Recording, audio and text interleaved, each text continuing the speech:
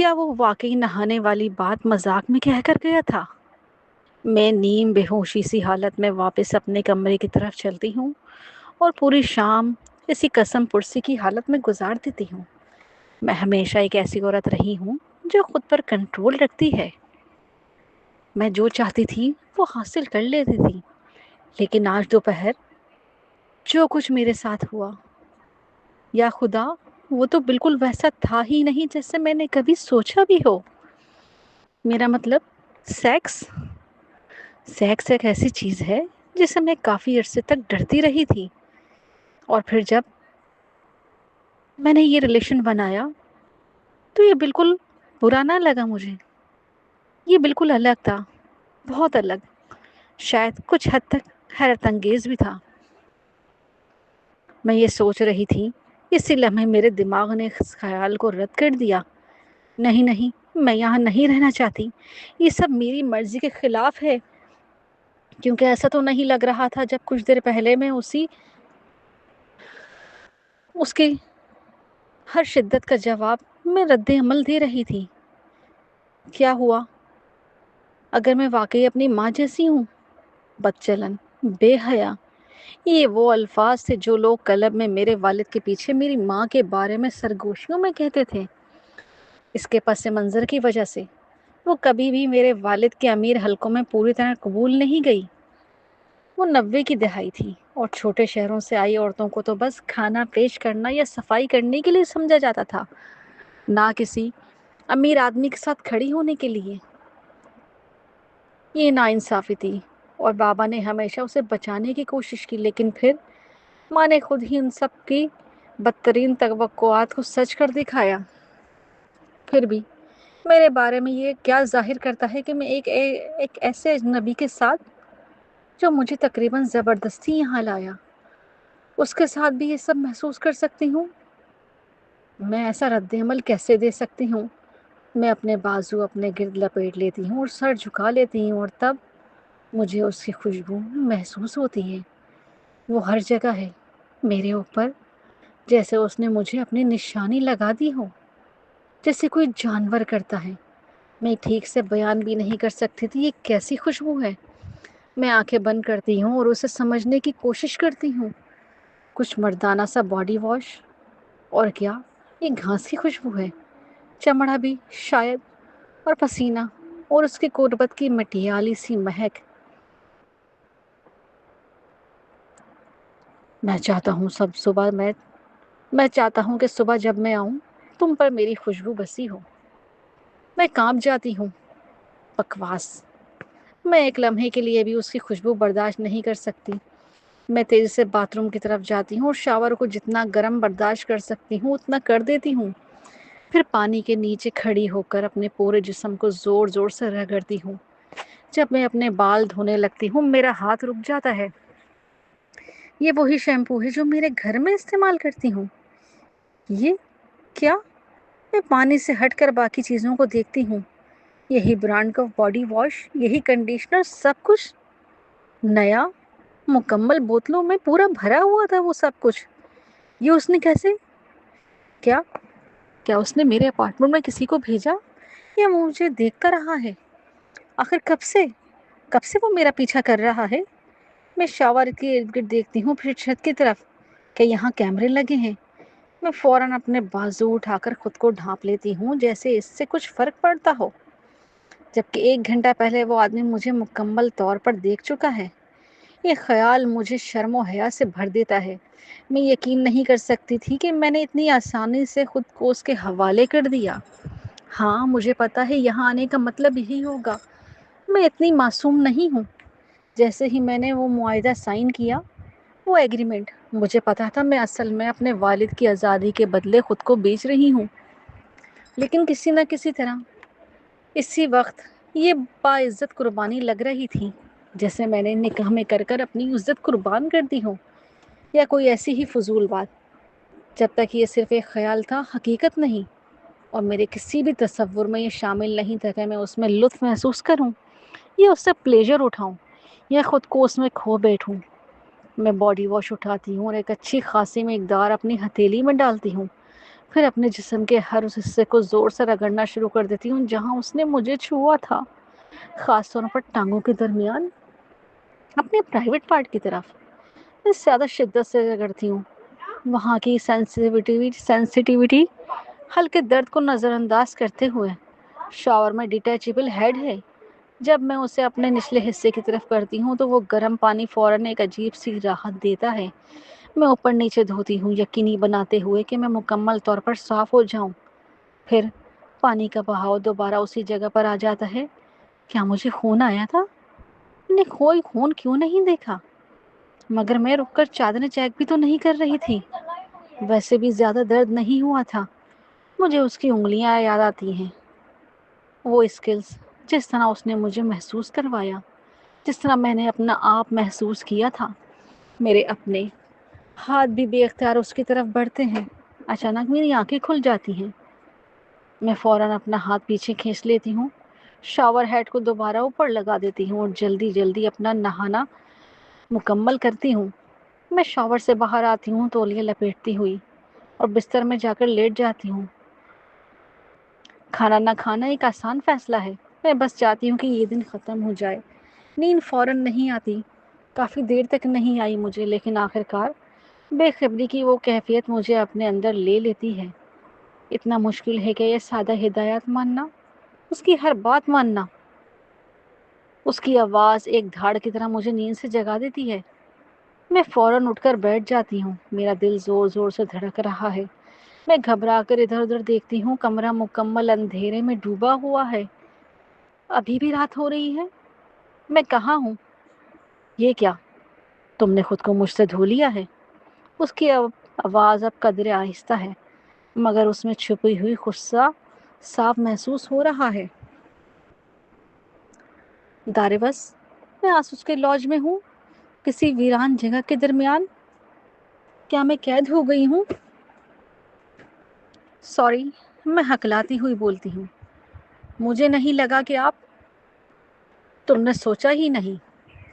وہ غصے سے بولتا ہے۔ تم نے یہ بھی نہیں سوچا کہ تمہیں حکم ماننا چاہیے میرا؟ پتہ ہے فوجیوں کے ساتھ کیا ہوتا ہے جو حکم نہیں مانتے؟ وہ مر جاتے ہیں۔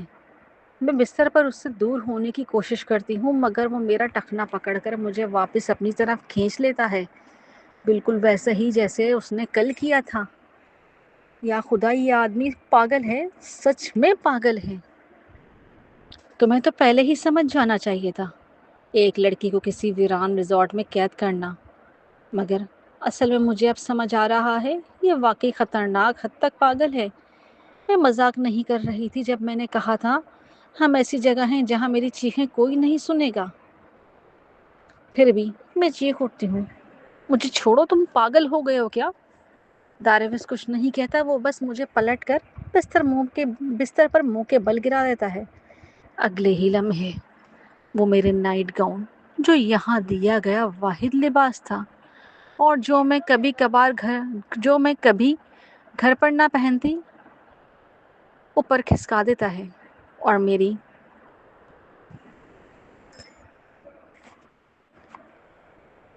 پینٹی نیچے کھینچ لیتا ہے۔ وہ میرے دونوں ہاتھ پکڑ کر انہیں میری کمر کے پیچھے دبا دیتا ہے۔ میرا چہرہ مزید گدے میں دھنس جاتا ہے۔ میں ہاتھ پاؤں مارتی ہوں اور اپنا سر اتنا موڑتی ہوں کہ کم از کم سانس لے سکوں۔ یا خدا، کیا وہ اب میرے ساتھ زبردستی کرنے والا ہے؟ تو کیا پہلے جو ہوا وہ بس اتفاق تھا، جیسے اسے اندھیرا ہونے کا انتظار تھا تاکہ وہ اپنے اصل طریقے سے کرے؟ پاگل، بے شرم، خیر میں اسے آسانی سے نہیں کرنے دوں گی۔ مجھے پرواہ نہیں کہ میں یہاں آنے پر راضی ہوئی تھی۔ نہیں کا مطلب ہمیشہ نہیں ہوتا ہے۔ اچانک میرے بٹ پر ایک زوردار تھپڑ پڑتا ہے اور میری تمام سوچیں ایک لمحے کے لیے خاموش ہو جاتی ہیں۔ کاؤنٹ کرو انہیں، وہ حکم دیتا ہے، اور کہو پلیز سر، کیا میں ایک اور لے سکتی ہوں؟ میرا منہ کھلا کا کھلا رہ جاتا ہے۔ میں گردن موڑ کر پیچھے دیکھنے کی کوشش کرتی ہوں۔ مجھے بس اس کا ایک دھندلا سا خاکہ نظر آتا ہے۔ لگتا ہے باہر نیا چاند ہے، کیونکہ پردوں سے بمشکل روشنی آ رہی تھی۔ وہ بس ایک سایہ بن کر بستر کے کنارے کھڑا ہے۔ تم مذاق کر رہے ہو؟ وہ ایک اور زوردار تھپڑ مارتا ہے، اس بار دوسرے ہپ پر۔ اپنی زبان سنبھال کے بات کرو، وہ جھڑکتا ہے۔ بھاڑ میں جاؤ تم، میں تھوکتے ہوئے کہتی ہوں اور اسے چھٹکارا پانے کے لیے مزید زور لگاتی ہوں۔ وہ پھر سے مجھے زوردار طریقے سے ہٹ کرتا ہے۔ میں غصے سے چیخ اٹھتی ہوں، ساتھ ہی یہ بھی محسوس کرتی ہوں کہ اس کا ہاتھ صرف تیز چبھن دیتا ہے۔ یہ ایسا درد نہیں جو ناقابل برداشت ہو، مگر پھر بھی یہ سب لمحہ بلمحہ زیادہ عجیب اور بیکار لگ رہا تھا۔ آخر وہ خود کو سمجھتا کیا ہے؟ مجھے کبھی بھی نہیں مارا گیا۔ میرے بڑے ہونے کے وقت تک یہ چیز قابل قبول نہیں رہی تھی، اور یہ آدمی 26 سال کی عمر میں مجھے مارنے کی جرات کر رہا ہے۔ وہ ایک اور زوردار طریقے سے اسپانک کرتا ہے۔ یہ تب تک چلے گا جب تک تم سبق نہیں سیکھ لیتی۔ Now you learned your lesson, so please count it. اس کی آواز اب نسبتاً پرسکون ہے۔ جیسے ہی تم گننا شروع کرو گی، بس 10 اور رہ جائیں گے۔ میں دانت بھینچ لیتی ہوں۔ اگر یہ کمینہ سمجھتا ہے کہ وہ مجھے ایک چھوٹے سے تھپڑ سے ذلیل کر کے جھکا دے گا تو وہ بہت غلط سوچ رہا ہے۔ وہ پھر مارتا ہے، اس جگہ جہاں پہلے مار چکا تھا۔ اس بار زیادہ جلن ہوتی ہے، مگر میں آواز نہیں نکالتی۔ ہاں، میرا جسم ضرور جھٹکا کھاتا ہے اور وہ ہلکی سی ہنسی ہنستا ہے، جیسے مزید مطمئن ہو گیا ہو۔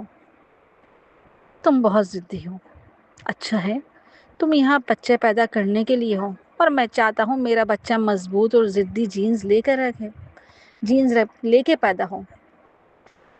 یا خدا، میں بڑی مشکل سے اس ایگریمنٹ کے اس حصے کو بھولنے کی کوشش کر رہی تھی، اور اسے ابھی یاد دلانا تھا، وہ بھی اس طرح جب وہ مجھے بٹ پہ اسپانک کر رہا ہو۔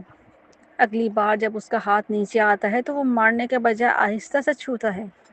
اس کی آواز بھی نرم ہو جاتی ہے۔ لیکن ضدی لوگوں کے لیے یہ جاننا بھی ضروری ہوتا ہے کہ وہ کب ہار مانتی ہیں۔ اس کا ہاتھ نیچے سرکتا ہے اور میرے جسم کے اس حصے تک پہنچ جاتا ہے جہاں وہ مجھے چھونے لگتا ہے۔ اگرچہ میں اسے بمشکل جانتی ہوں، مگر جیسے میرا جسم پہلے ہی اس کے لمس کا عادی ہو چکا ہو۔ چند لمحوں میں ہی میرا جسم اس کے چھونے سے نرم ہونے لگتا ہے۔ نہیں، رک جاؤ، یہ غلط ہے۔ وہ پاگل ہے۔ وہ یہاں آیا، چیخا، فوجیوں کی باتیں کی اور مجھے یاد دلایا کہ وہ مجھے اپنے بچے کی ماں بنانا چاہتا ہے، اور اس کی انگلی آہستہ آہستہ گول دائرے بناتے ہوئے موو کرنے لگی تھی۔ جب اس کا دوسرا لمس اور بھی بے قابو کر دیوانے والا تھا، میری سانس رک سی جاتی ہے اور اگلے ہی لمحے اس کے ہاتھ غائب ہو جاتا ہے۔ ایک اور زوردار تھپڑ میرے بٹ پہ پڑتا ہے۔ اٹس سو سمپل، وہ بالکل پرسکون انداز میں کہتا ہے۔ صرف تمہیں یہ کہنا ہے، سر، آئی وانٹ اٹ مور۔ پھر سزا ختم ہو جائے گی اور ہم تمہارے مزے کی طرف واپس جا سکتے ہیں، جہاں تمہیں پلیزر ملے گا۔ سزا؟ پنشمنٹ؟ میں اس کے عجیب کھیلوں میں نہیں پڑنے والی۔ سزا کا اس سب سے کیا تعلق ہے؟ میں کہتی ہوں اور پوری کوشش کرتے ہوئے کسی طرح نارمل حالت میں واپس آ سکوں۔ تمہیں میں یہاں اس لیے چاہیے ہوں کہ میں تمہارے لیے بچہ پیدا کروں، تو بس یہ سب ختم کرو اور بات ختم کرو۔ تھپ! اس کا ہاتھ دوبارہ پڑتا ہے، میرا پورا جسم گدے میں ہل جاتا ہے، اور پھر اس کا ہاتھ نیچے آتا ہے اور اس بار پہلے سے بھی زیادہ پورا مکمل انداز میں مجھے چھوتا ہے۔ لینگویج، وہ صرف اتنا کہتا ہے۔ میں بیلٹ کی ہلکی سی آواز سنتی ہوں اور پھر اس کے جسم کی گرم مضبوط موجودگی اپنے بالکل پیچھے محسوس کرتی ہوں۔ وہ میرے بہت نزدیک آتا ہے، اس کا جسم میرے ساتھ جڑ جاتا ہے۔ میرے اندر فوراً ایک ریئیکشن پیدا ہوتا ہے۔ اگلے ہی لمحے وہ خود کو آگے بڑھاتا ہے۔ میں ہانپ اٹھتی ہوں، اور اس بار وہ ذرا بھی نہیں رکتا، نہ کوئی جھجک، نہ کوئی توقف۔ میرا جسم پہلے ہی ریڈی ہو چکا تھا اور چند لمحوں کی ہلکی سی تکلیف کے علاوہ سب کچھ آسانی سے ہو جاتا ہے۔ پھر بھی یہ نیا احساس میری سانسوں کو بے ترتیب کر دیتا ہے۔ کیا اس کا مطلب ہے کہ وہ اب باقی سب کچھ چھوڑ کر بس سیدھا یہی کرے گا جیسے نارمل لوگ کرتے ہیں، جب تک کہ وہ اپنا مقصد حاصل نہ کر لے؟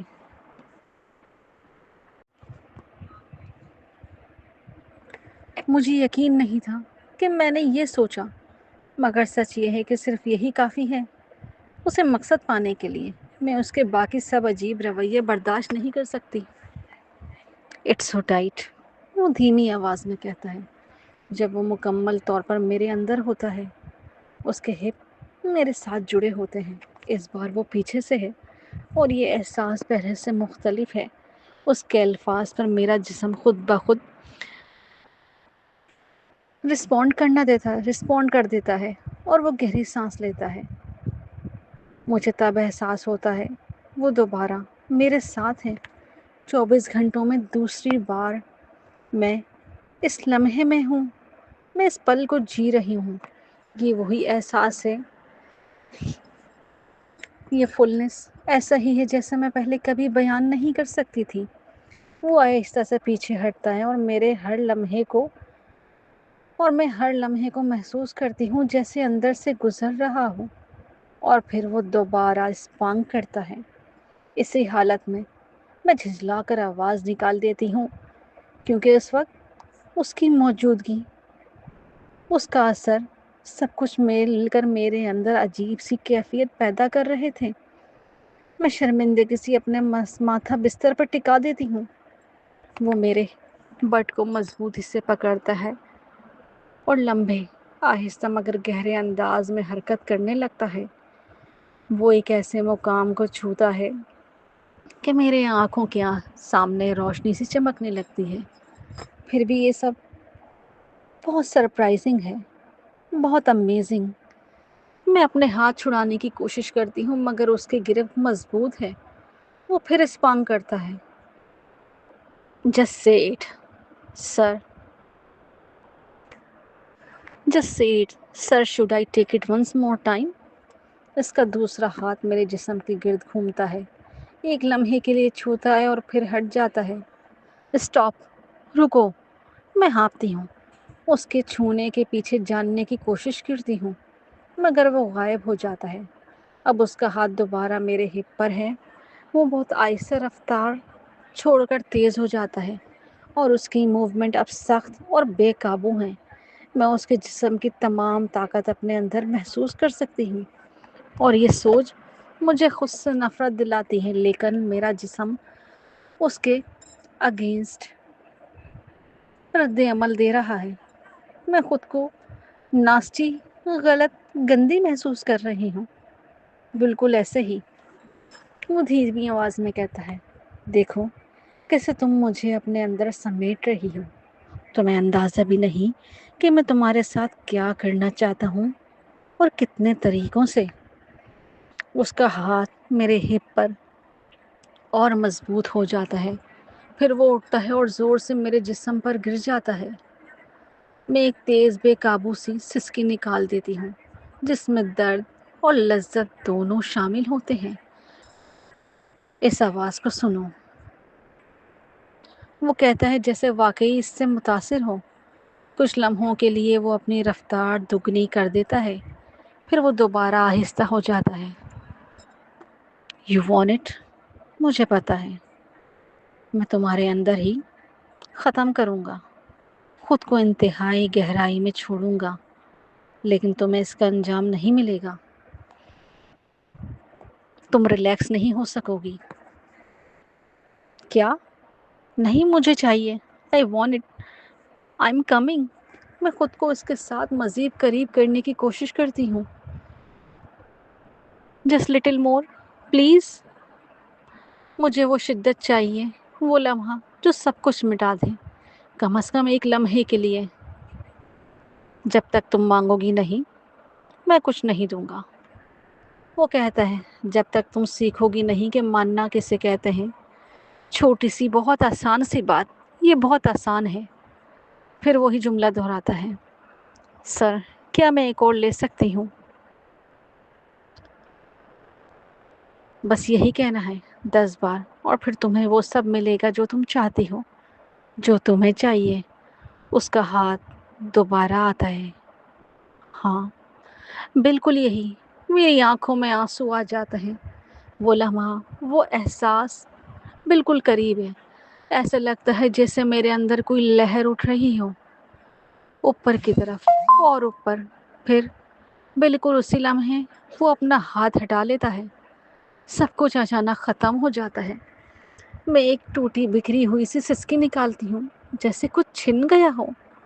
وہ ہلکی سی ناگواری سے سانس نکالتا ہے، پھر دوبارہ وہی حرکت کرتا ہے، اسی عمل کو دوبارہ دہراتا ہے۔ او خدا، وہ الفاظ میرے ہونٹوں تک آ جاتے ہیں، سر، شوڈ آئی؟ سب کچھ وہیں ہے، بس ایک قدم دور۔ میرا جسم اس کی طرف کھنچ رہا ہے، لیکن ایک لمحے کی کمی اس کے لمس کے بغیر میرے دماغ کو دوبارہ قابو میں لے آتی ہے۔ اور نہیں، ہرگز نہیں، میں کیا فضول سوچ رہی ہوں۔ میں خود کو اس حد تک نہیں گرانے والی کہ اپنے ہی قابض سے درخواست کروں، چاہے اس وقت میں اس کے اثر میں کیوں نہ ہوں۔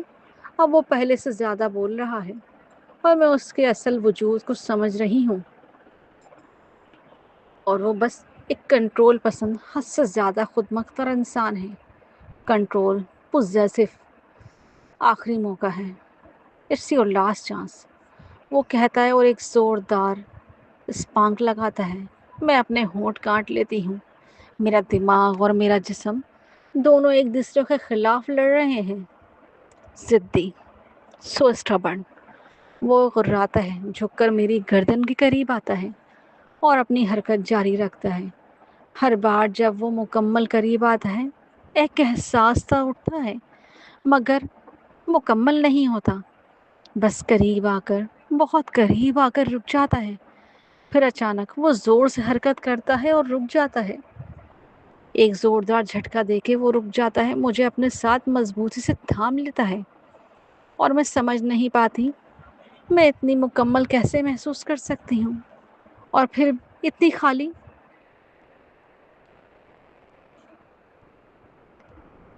میں تلے ہوئے گوشت اور پین کیک سے خوشبو سے جاگتی ہوں۔ اچانک مجھے شدت سے بھوک کا احساس ہوتا ہے۔ جب میں بستر پر اٹھ کر بیٹھتی ہوں، چادر کو اپنے سینے کے گرد مضبوطی سے لپیٹ لیتی ہوں۔ میں نے کل تقریباً کچھ کھایا ہی نہیں تھا۔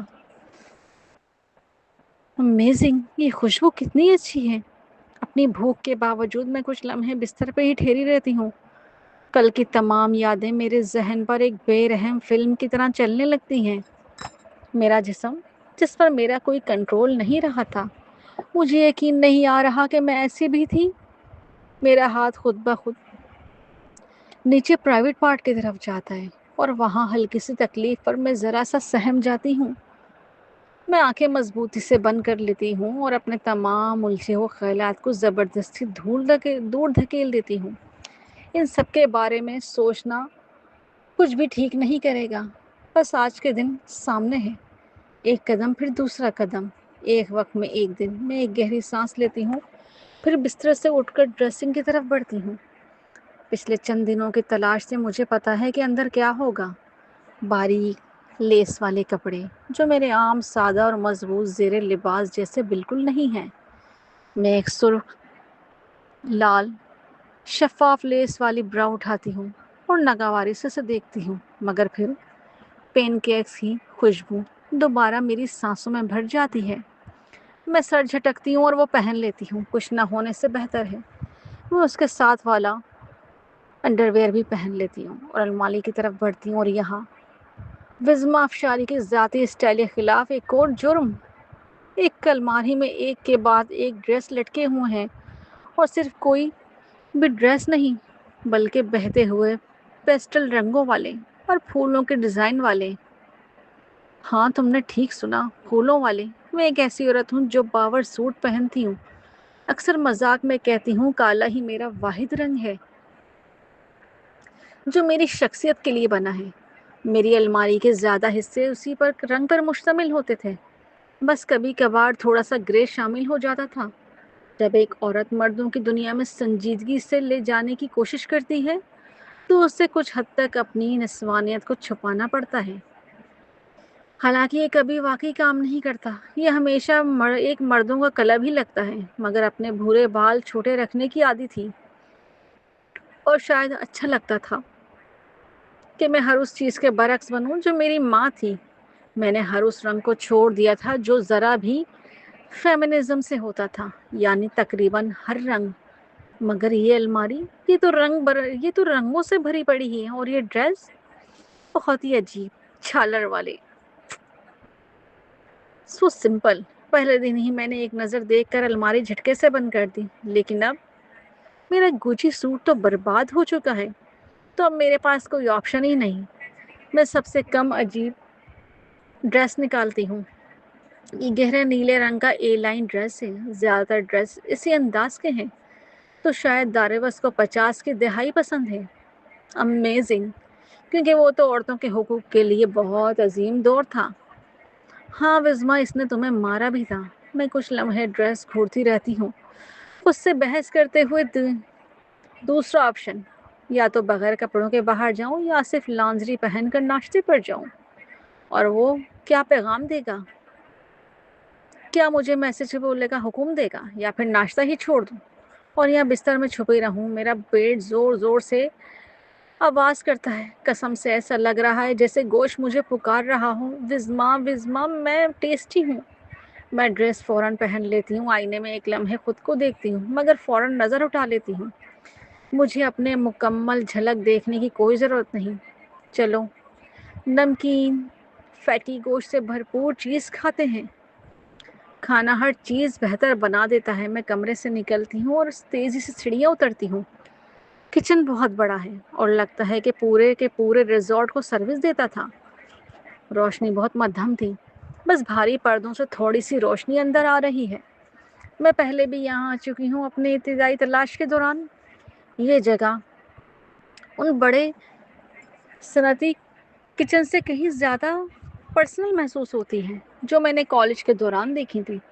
فرش بھورے رنگ کے ٹائلوں کا ہے اور ایک دیوار کے ساتھ گرل چولہے اور اوون لگے ہیں۔ داروس نے ایک چھوٹا سا لکڑی کا ڈائننگ ٹیبل رکھا ہوا ہے 6 افراد کے لیے، اور اس کے بستر کی طرح یہ بھی ہاتھ سے بنا ہوا لگتا ہے، لیکن اس وقت میری توجہ ایک ہی چیز پر رک جاتی ہے۔ وہ خود مدھم روشنی میں بھی میں صاف دیکھ سکتی ہوں۔ داروس کاؤنٹر کے سامنے کھڑا ہے، سنہری پین کیکس کو پلٹتا ہوا اور انہیں پلیٹوں میں رکھ رہا ہے جن میں پہلے سے انڈے اور گوشت موجود ہیں۔ وہ بغیر شرٹ کے کھڑا ہے، صرف ڈھیلی سے جینس پہنے ہوئے، حتیٰ کہ ساکس بھی نہیں ہیں۔ یہ منظر فوراً کل کی تمام یادوں کو تازہ کر دیتا ہے، جو کچھ اس نے میرے جسم کے ساتھ کیا تھا۔ میرے گال شرم سے جلنے لگتے ہیں۔ میں کچن میں داخل ہوتے ہوئے اپنے بازو سینے پہ باندھ لیتی ہوں۔ اس کے چہرے کا صحیح والا حصہ میری طرف ہے۔ جب وہ آخری پین کیک پلٹتا ہے اور ایک جھٹکے سے مجھے احساس ہوتا ہے داروس حقیقت میں انتہائی خوبصورت ہے۔ جب میں پہلی بار اس سے ملی تھی تو میری ساری توجہ اس کے چہرے کے بگڑے حصے پر تھی، لیکن اس اینگل سے میں اسے ویسا دیکھ سکتی ہوں جیسا وہ کبھی رہا ہوگا، کھردرا مگر دلکش۔ اس کے نقوش مضبوط اور تھیکے ہیں۔ کیا تمہیں اپنے پین کیکس پر سیرپ پسند ہے؟ وہ پوچھتا ہے اور میں فوراً نظریں جھکا لیتی ہوں، امید کرتے ہوئے کہ اس نے مجھے گھورتے ہوئے نہیں دیکھا ہوگا۔ وہ پین کیکس پلیٹ میں ٹرانسفر کرتا ہے۔ ہاں، میں گھبراہٹ سے زمین کو دیکھتے ہوئے کہتی ہوں، پھر آہستہ سے دوبارہ اس کی طرف دیکھتی ہوں۔ وہ میری توقع سے کہیں زیادہ جوان ہے، شاید 30 سال کے شروع میں۔ اس کے بال تھوڑے لمبے ہیں۔ کیا وہ اپنے چہرے کے خراب حصے کو لے کر حساس ہے؟ کیا اس کا چہرہ خراب ہے اس لیے وہ سینسیٹیو ہے؟ وہ حصہ جہاں اس کا کان تقریباً غائب ہے، آخر اس کے ساتھ ہوا کیا تھا؟ وہ پین کیکس پر ہلکا سا سویٹ سیرپ ڈال کر پلیٹ میری طرف بڑھاتا ہے۔ مجھے یاد نہیں آخری بار میں نے پین کیکس کب کھائے تھے۔ یہ نیو یارک والا تو کھانا نہیں لگتا تھا۔ میں پلیٹ لے کر میز کی طرف مڑتی ہوں اور تب مجھے احساس ہوتا ہے وہاں صرف ایک ہی کرسی ہے، दारेवस को जैसे इस बात का एहसास ही नहीं था। वो मेरे पास से गुजरता है, अपनी प्लेट उस अकेली कुर्सी के सामने रख देता है और फिर जेब से फ़ोन निकाल कर कुछ क्लिक करता है और मुझे थमा देता है। मैं प्लेट को कमर से लगाती हूँ ताकि फ़ोन पकड़ सकूँ। उस स्क्रीन पर बाबा हैं, किसी रिजॉर्ट की रेलिंग के पास खड़े हुए। पानी इतना नीला है, तकरीबन फिरोजी लग रहा है। मेरी सांस रुक जाती है। ये तो जन्नत का टुकड़ा लग रहा है। बुरा नहीं है रिटायर होने के लिए। दारे बस इत्तेफाक करता है, लेकिन अब्बा खुश नहीं लग रहे। वो एक और कागज़ उठाए हुए हैं। डैडी, क्या उन्हें पता है मैं ठीक हूँ? मैं बेचैनी से दारेवस की तरफ देखती हूँ। क्या मैं उनसे बात कर सकती हूँ? क्या मैं उनसे बात कर सकती हूँ अपने डैड से? दारेवस का चेहरा सख्त हो जाता है, होंठ सख्ती से भींच लेता है वो। यह हमारे एग्रीमेंट का हिस्सा नहीं है। जब तक तुम यहाँ हो, कोई कांटेक्ट नहीं। वो फ़ोन वापस ले लेता है और मैं अजीब अंदाज में प्लेट थामे रह जाती हूँ। मैं आ बढ़ती हूँ, मेरा मैदा मरोड़ खाता है। ये सोच कर के बाबा कितने परेशान होंगे। हमें जिस तरह उठाया गया था वो वाकई बहुत अजीब था। मैं दांत भेज लेती हूँ। गुस्सा करने से कुछ हासिल नहीं होगा। अच्छा, कम से कम आप उन्हें मेरी तस्वीर तो भेज सकते हैं ना, ताकि उन्हें पता हो कि मैं ठीक हूँ। दारोगा से एक लम्हे मुझे देखता है, फिर हल्का सा सर हिलाता है। मैं मुश्किल से सुकून की सांस खींचती हूँ। थैंक यू कहने ही वाली होती हूँ कि वो इशारा करता है, अपनी प्लेट यहाँ रख दो। मैं यहाँ वहाँ नज़रें घुमा के देखती हूँ। जब वो बैठकर बगैर किसी रस्मी बात के खाना शुरू कर देता है। क्या कोई और कुर्सी या स्टूल है? मेरा मतलब है, ये अजीब है, लेकिन इसे तो पता था कि मैं यहाँ आ रही हूँ। थोड़ी सी मेहमान नवाजी बुरी नहीं थी। वो अपने बेड की साइड ड्रॉअर में सब कुछ तो रखना नहीं भूला था ना। तो एक इजाफी कुर्सी भी रखना कोई बड़ी बात नहीं थी। शायद इससे मुझे ये एहसास होता है कि मैं सिर्फ एक महंगी सेक्सुअल टॉय हूँ या बच्चे पैदा करने वाली मशीन नहीं हूँ। उफ, बच्चा, मैं कांप जाती हूँ। नहीं, इसके बारे में अभी नहीं सोचना, कभी नहीं। और ये सोचना जितना मुश्किल होना चाहिए था उससे कहीं आसान हो जाता है, क्योंकि दारवस मुझे सर्द नज़रों से देखता है और उंगली चटकाकर नीचे इशारा करता है। मेरे कदमों में घुटनों के बल बैठो, तभी तुम्हें खाना मिलेगा। क्या? मैं हल्का सा हंसती हूँ। मेरा मतलब, वो मजाक कर रहा होगा। ये मजाक है ना? लेकिन दारेवस के चेहरे पर कोई तब्दीली नहीं आती, न अच्छे उसके साफ हिस्से पे, ना झुलसे हुए हिस्से पे, ना उसके सही चेहरे के हिस्से पे। वो बस मुझे देखता रहता है, मेरी उलझन को वाज़े तौर पर महसूस करते हुए। उसकी नज़रें इतनी तेज़ हैं कि सोचना भी मुश्किल हो जाता है। वो बिल्कुल मजाक नहीं कर रहा था। और तब मुझे नज़र आता है कि इसके पास कांटा और छुरी है, मगर उसने मुझे कुछ नहीं दिया। ठीक है, भाड़ में जाओ। मैं एक बालिग औरत हूँ, अपना खाना खुद ले सकती हूँ। मेरा पेट ज़ोर से आवाज़ करता है भूख से। मैं गोश्त की तरफ देखती हूँ जो शुरू से ही मुझे अपनी तरफ खींच रहा था। मैं झुककर एक मज़ेदार टुकड़ा उठाती हूँ, मगर जैसे ही अपने मुंह तक ले जाने लगती हूँ, दारिवस का हाथ मेरी कलाई को ऐसे जकड़ लेता है जैसे बेड़ियाँ हों। उस मुंह में कोई चीज़ नहीं जाएगी सिवाय उसके जो मैं खुद दूँ, और कोई खुशी भी नहीं मिलेगी सिवाय इसके कि जो मैं खुद दूँ। तुम आसानी से सीख जाओगी हर मामले में मेरे सामने झुकना, यहाँ तक कि हर निवाले के लिए मुझ पर भरोसा करना भी। तुम मुझ पर डिपेंडेंट होगी। मैं उसे घूरती हूँ। वो अपने तराशे हुए लकड़ी की कुर्सी पर ऐसे आराम से बैठा है जैसे सब कुछ नॉर्मल बात हो। मुझे नहीं मालूम ये कल की कुर्बत का असर है या आज उसे एक इंसान के तौर पर देखने का, लेकिन अब मैं उससे इतना खौफजदा नहीं हूँ। कम से कम इस बात से नहीं कि वो मुझे कोई नुकसान पहुँचाएगा। दांत बेचकर मैं कहती हूँ, मेरा हाथ छोड़ो। वो अपने दूसरे हाथ से मेरे हाथ में पकड़ा गोश्त निकालता है और फिर मुझे छोड़ देता है। मेरा मुंह गुस्से से खुला का खुला रह जाता है। मैं फौरन एक और टुकड़े की तरफ बढ़ती हूँ, मगर इसका बड़ा सा बाजू प्लेट के सामने दीवार बन जाता है। फजूल हरकतें करना बंद कर दो, मैं कहती हूँ और दोबारा कोशिश करती हूँ, फिर नाकाम होती हूँ। और अजीब बात यह है कि मुझे ऐसा लगता है जैसे मैं वापस किंडरगार्टन में हूँ, जहाँ हम आखिरी केक के टुकड़े पर लड़ते हैं। मैं खुद को इस तरह जलील होने नहीं दूंगी। मैं बाजू सीने पर बांध लेती हूँ, गुस्से से भरी हुई। दूसरी तरफ दारे बस सुकून से अखबार उठाता है और ऐसे पढ़ने लगता है जैसे कुछ हुआ ही ना हो। तुम इस प्लेट की हर चीज़ ले सकती हो, वो पुरसुकून लहजे में कहता है। नजरें अब भी अखबार पर हैं, बस मेरे हाथों से लेनी होंगी। यानी तुम मुझे कुत्ते की तरह खिलाओगे? मैं तीखे लहजे में जवाब देती हूँ। वो नजरें उठाता है। एक लम्हे के लिए उसकी आंखों में चमक आती है। बिल्कुल ऐसा ही है जैसे पेट। मैं गुस्से से सांस तेज बाहर फेंकती हूँ और उसकी तरफ पुश कर लेती हूँ। मैं कमरे से निकलने लगती हूँ, मगर उसकी आवाज़ मुझे रोक लेती है। तुम भूखी रहोगी जब तक मुझसे खाना लेना कबूल नहीं करोगी। मैं तुम्हें अपनी उंगलियां चाटने पर मजबूर कर दूंगा। तुम्हें इतनी ख्वाहिश होगी। मैं इस हकीकत को नज़रअंदाज करती हूँ कि इसके अल्फाज मेरे जिस्म में अजीब सी गर्मी पैदा कर देते हैं और ज़ोर से कदम मारते हुए सीढ़ियाँ चढ़ जाती हूँ।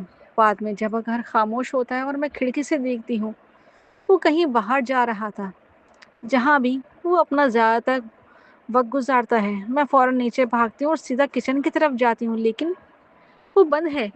मजबूत लकड़ी का स्लाइडिंग दरवाजे, जिनके मुझे पहले पता भी नहीं था, अब दोनों तरफ से बंद है।